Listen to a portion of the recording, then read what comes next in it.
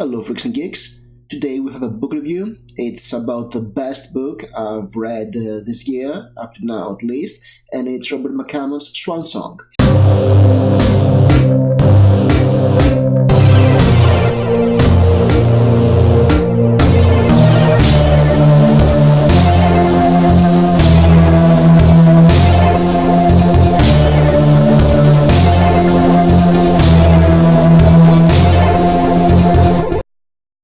You see, I tended to see Swansong in the definite best ever horror novels lists all the time, and I had this book in my library for years, but I was very hesitant to read because of two reasons. First, because of the size. I mean, look at this thing. It's almost 1,000 pages long. It's the font is dense. You can see it's almost bursting out of its cover. I mean, come on. And the second reason is because of the synopsis. Let me read what the synopsis is about. An ancient evil roams the desolate landscape of an America ravaged by nuclear war. He is the man with the scarlet eye, a malevolent force that feeds on the dark desires of the countless followers that he has gathered into his service. His only desire is to find a special child named Swan and destroy her. But those who would protect the girl are determined to fight for what is left of the world, their souls. In a wasteland born of raids, populated by monstrous creatures and marauding armies, the last survivors on Earth have been drawn into the final battle between good and evil that will decide the fate of humanity. The synopsis sounds like it's Mad Max vs. the Devil, and I was in no mood to read Mad Max vs. the Devil novel of 1,000 pages.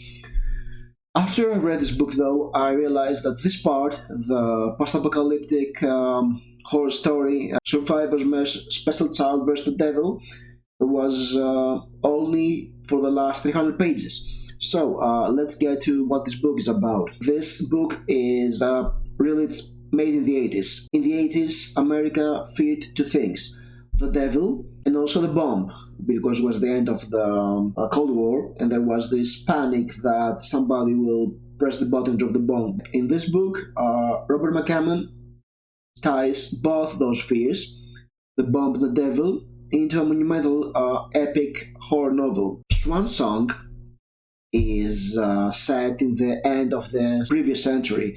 Actually, it's not defined what year exactly, but things are very bad. Things that everything that could go wrong in the 90s went wrong.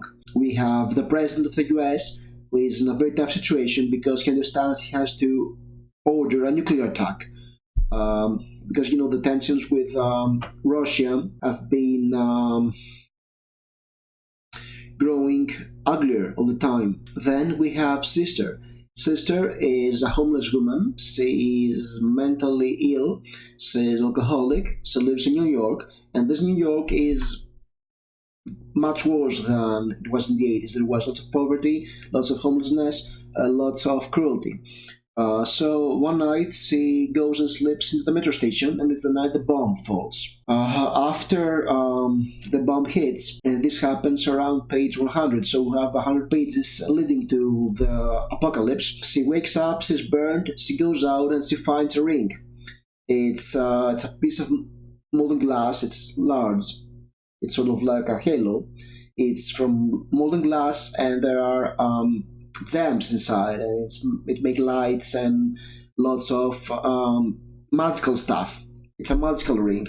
It's basically it's not stated as that, but it's a halo. And she finds this ring. She touches it, and the ring makes her sane again. And she also sees vision of a girl, Swan. Swan is another character in this novel. She's a girl. She has a mother that is, dancing in bars and moving from town to town, from boyfriend to boyfriend. She doesn't have a stable home life, but she's very good with plants. She can plant plants and make them grow very fast. And then we have Josh, who is a wrestler. He is traveling south. He's a huge black guy. And he's mostly the heel because, he exploits racism as, he's the bad guy in wrestling matches. We also have a family, Midwestern middle-class family. that visit a private bunker for training for the apocalypse, and they go there right before the bomb hits, so they survive, sort of. The family is nothing spectacular. They're very unsympathetic people.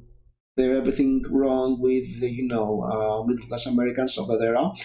But what's interesting is their son. Their son is preteen psycho, who understands everything that's happening around him like a computer role-playing game. And the bank is run by a Vietnam veteran who is getting older, and he also suffers from PTSD. He has a second personality inside him that he calls it the Shadow Soldier, I think.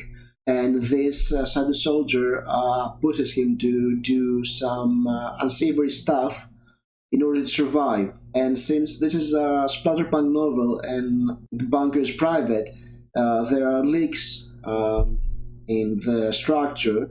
So when the bomb starts flying, one of the friendly missiles hits nearby, and the bunker crumbles, and almost everybody dies. Only the psycho son and the veteran survive and escape the death trap of the bunker.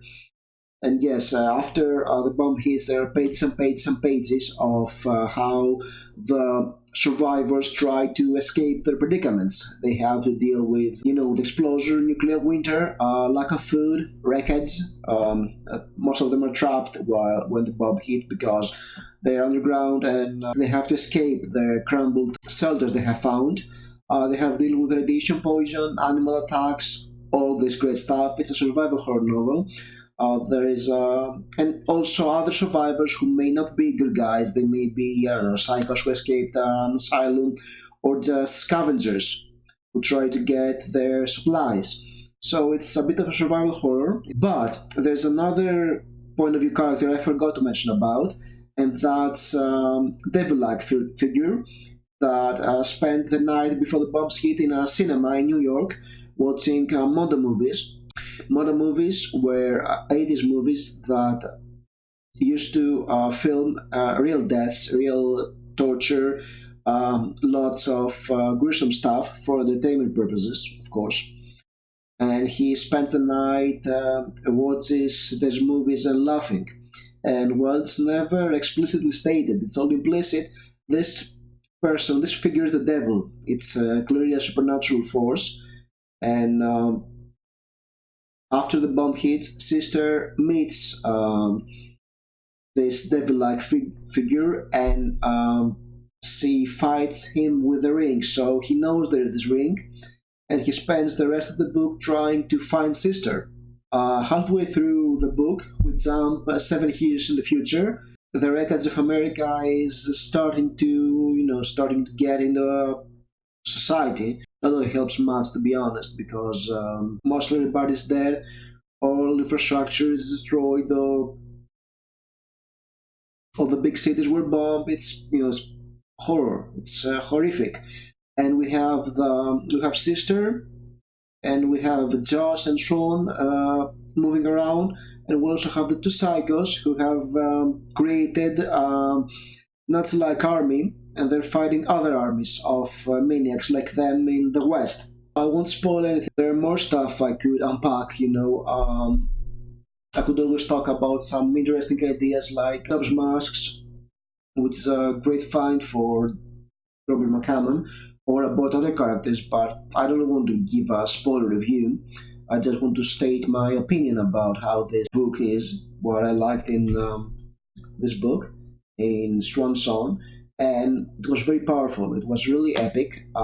There were a lot of suspense, but also lots of emotion. There are scenes that follow one another. They create tension. They create relief. Sometimes bad things happen, and people suffer losses. The characters suffer losses, or they become losses, because it's not just those characters I mentioned. There are other people that follow them, and what I have to say about the characters is that they're definitely memorable. Nobody's forgettable. Everybody has personality. Everybody plays a role. It's great. It really works. It's very their psychology is explored quite well. The horror of the nuclear attack, the way they try to cope. There is a very powerful scene where somebody is using an old radio to give hope to other people that have found refugees in a cabin. The way they try to get by what they end up eating because they have to eat some gruesome stuff and do anything to survive, to be honest, and their misadventures. There are losses and there are also triumphs. And even surviving some situation is a triumph. It makes you feel that there is still hope. And that makes this book an amazing, not only an amazing horror novel, but also an amazing post-apocalyptic novel. It's very dark, it's tragic, but it's also epic in a way, especially towards the end. I mean, it's thick. It's almost 1,000 pages long, and it took me 5 days to read because it's the writing is well paced. It's not a hard book to read, and there's always enough tension. There is always a hook to make you want to read some more, and that's great. There was no point I was bored by Swansong. Yeah, the ending just left me speechless. It was epic, it was monumental. It's one of the best horror novels I've ever written, and it definitely worth all the awards, all the praise it gets. It's definitely a book that must be in every good horror novel list, in my opinion. It's a post-apocalyptic gem. There are other things I liked. I liked the way it feels like a movie, and it's a movie. I mean, towards the end, there's some very epic battles between armies. There is some very powerful. There is a great seeds scene. Not just thing, there's a great seeds part that is it feels really epic. There is a lot of high action. We get some very memorable characters, some real emotion actually. Reading the adventures of the characters, we get to know them, we get to love them, and